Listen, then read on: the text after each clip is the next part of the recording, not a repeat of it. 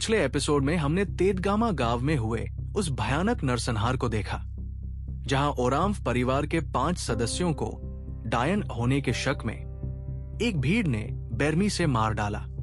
इस एपिसोड में हम उस जांच पर ध्यान देंगे जो इस हत्याकांड के बाद शुरू हुई, और साथ ही ये भी समझने की कोशिश करेंगे कि आखिर क्यों ऐसे मामलों में इंसाफ की राह इतनी मुश्किल होती है। घटना के अगले ही दिन पूर्णिया पुलिस हरकत में आई। शुरुआती जांच में पुलिस ने 3 लोगों को गिरफ्तार किया, लेकिन जो बात इस जांच को शुरुआत से ही मुश्किल बना रही थी वो थी इस अपराध की प्रकृति खुद। ये किसी एक व्यक्ति या 2-4 लोगों का किया हुआ अपराध नहीं था, बल्कि ये एक मॉब लिंचिंग यानी भीड़ द्वारा की गई हत्या थी।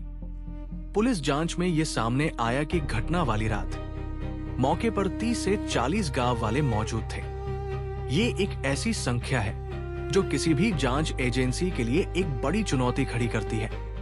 जब अपराध किसी एक व्यक्ति ने नहीं बल्कि दर्जनों लोगों ने मिलकर किया हो, तो हर एक व्यक्ति की भूमिका को अलग अलग साबित करना कानूनी तौर पर बेहद पेचीदा हो जाता है। पूर्णिया की पुलिस अधीक्षक स्वीटी सहरावत, जो इस पूरी जांच का नेतृत्व कर रही थी, ने खुद मीडिया को यह बताया कि जांच में सबसे बड़ी दिक्कत यह आ रही थी कि गांव के बहुत से निवासी हमलावरों की पहचान बताने में पुलिस का सहयोग नहीं कर रहे थे। ये बात अपने आप में इस पूरी त्रासदी के सबसे भयानक पहलुओं में से एक है। एक ऐसा गांव जहां दर्जनों लोग खुद इस हत्याकांड में शामिल थे या कम से कम उसके गवाह थे, लेकिन जब पुलिस ने पूछताछ शुरू की तो एक सामूहिक खामोशी छा गई। ये खामोशी क्यों? इसके पीछे कई मुमकिन वजह हो सकती है।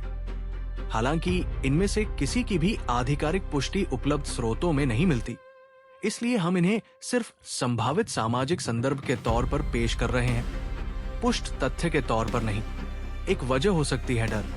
अगर पूरा गांव किसी न किसी तरह इस हत्याकांड में शामिल था, तो किसी एक व्यक्ति के लिए बाकी सबके खिलाफ गवाही देना अपने ही समुदाय के भीतर एक गहरा सामाजिक बहिष्कार झेलने के बराबर हो सकता है। एक और वजह हो सकती है वो सामूहिक विश्वास प्रणाली जिसने इस हत्याकांड को जन्म दिया। अगर पूरे गांव को ये यकीन था कि ओरांव परिवार वाकई जादू टोना कर रहा था, तो शायद कई लोगों की नजर में ये हत्या कोई अपराध नहीं बल्कि एक जरूरी सामाजिक सुरक्षा का कदम लगी हो। राष्ट्रीय मानवाधिकार आयोग यानी एनएचआरसी की भूमिका इस केस में बेहद अहम रही।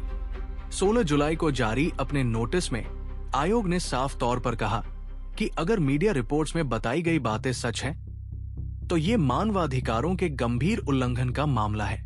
आयोग ने बिहार सरकार से 2 हफ्तों के भीतर एक विस्तृत रिपोर्ट मांगी, जिसमें जांच की मौजूदा स्थिति और बाकी दोषियों की गिरफ्तारी से जुड़ी जानकारी शामिल हो।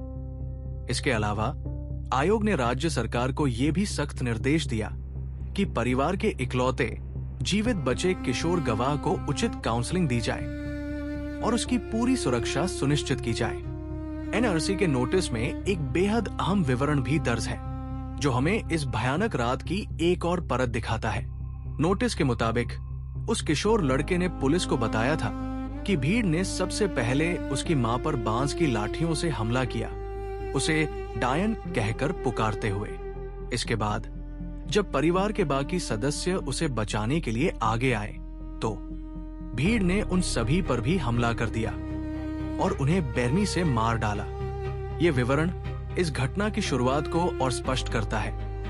ये कोई ऐसा हमला नहीं था जो शुरू से ही पूरे परिवार को खत्म करने के इरादे से शुरू हुआ हो, बल्कि ये एक ऐसी हिंसा थी जो एक व्यक्ति पर शुरू होकर धीरे धीरे पूरे परिवार को निगल गई। शायद इसलिए क्योंकि परिवार के बाकी सदस्यों ने अपनी मां और पत्नी को बचाने की कोशिश की। इस पूरी घटना को भारत के एक बड़े दुखद पैटर्न के संदर्भ में भी समझना जरूरी है। तेदगामा हत्याकांड कोई अकेली असाधारण घटना नहीं है। सितंबर 2024 में यानी तेदगामा की घटना से करीब 10 महीने पहले छत्तीसगढ़ के सुकमा जिले के इतकाला गांव में भी बेहद मिलती जुलती एक घटना हुई थी।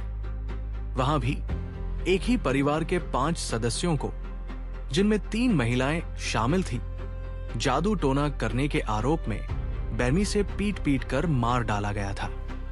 उस मामले में भी स्थानीय पुलिस ने 5 आरोपियों को गिरफ्तार किया था।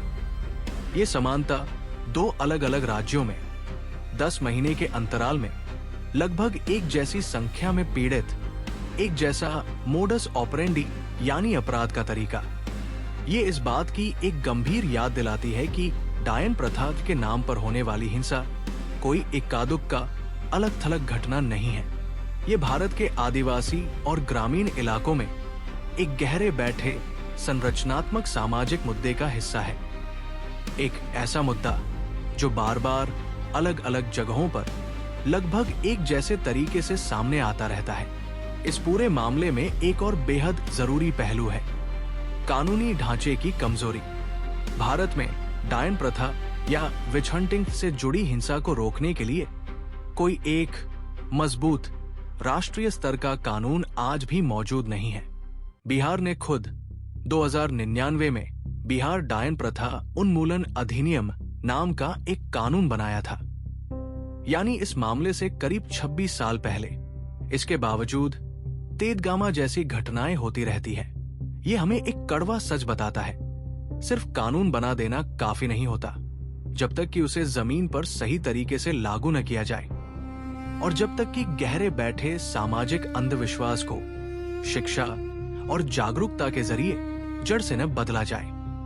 CPIML की फैक्ट फाइंडिंग टीम ने भी अपनी रिपोर्ट में इसी बात पर जोर दिया था। उन्होंने सिर्फ दोषियों की गिरफ्तारी की मांग नहीं की, बल्कि ये भी मांग रखी कि गांव में बुनियादी सुविधाएं, सड़क, बिजली, पानी, स्कूल मुहैया कराई जाए और राज्य भर में अंधविश्वास के खिलाफ एक व्यापक जागरूकता अभियान चलाया जाए।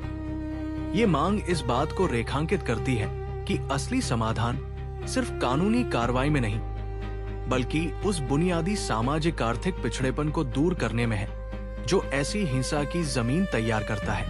अब ईमानदारी के साथ हमें ये स्वीकार करना होगा, इस केस में आगे क्या हुआ, यानी क्या बाकी बचे हुए हमलावर गिरफ्तार हो पाए, क्या इस मामले में कोई चार्जशीट दाखिल हुई और क्या अदालत में इसका कोई ट्रायल शुरू हुआ। इन सब सवालों के जवाब उपलब्ध सार्वजनिक स्रोतों में हमें नहीं मिल पाए। NHC ने 2 हफ्तों में रिपोर्ट मांगी थी, लेकिन उस रिपोर्ट का क्या नतीजा निकला, ये जानकारी सार्वजनिक तौर पर उपलब्ध नहीं है। स्वतंत्र रूप से इसकी पुष्टि नहीं हो सकी।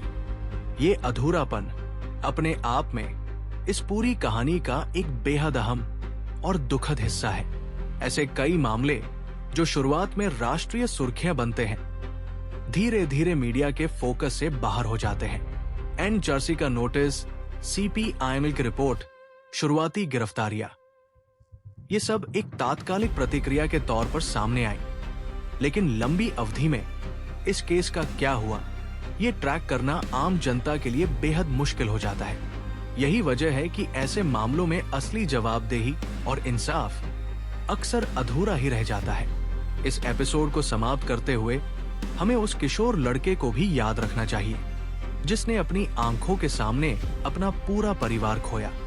NHRC के निर्देश के मुताबिक उसे काउंसलिंग और सुरक्षा दी जानी थी, लेकिन क्या ये वाकई हुआ, इसकी भी कोई स्वतंत्र पुष्टि हमें नहीं मिल पाई।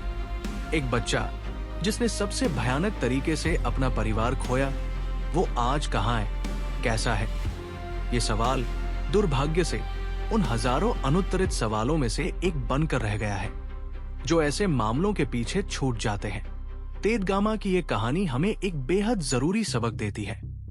भारत में आज भी अंधविश्वास और आधुनिकता के बीच की ये लड़ाई अधूरी है।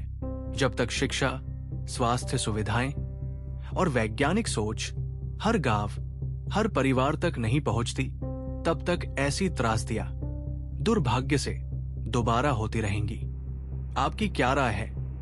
क्या आपको लगता है कि सिर्फ कानून बनाने से ऐसी घटनाओं को रोका जा सकता है, या असली बदलाव शिक्षा और जागरूकता से ही आएगा? कमेंट में जरूर बताइए। अगर एपिसोड पसंद आया हो तो लाइक करें और नए केस की कहानी के लिए चैनल को अभी सब्सक्राइब कर लीजिए।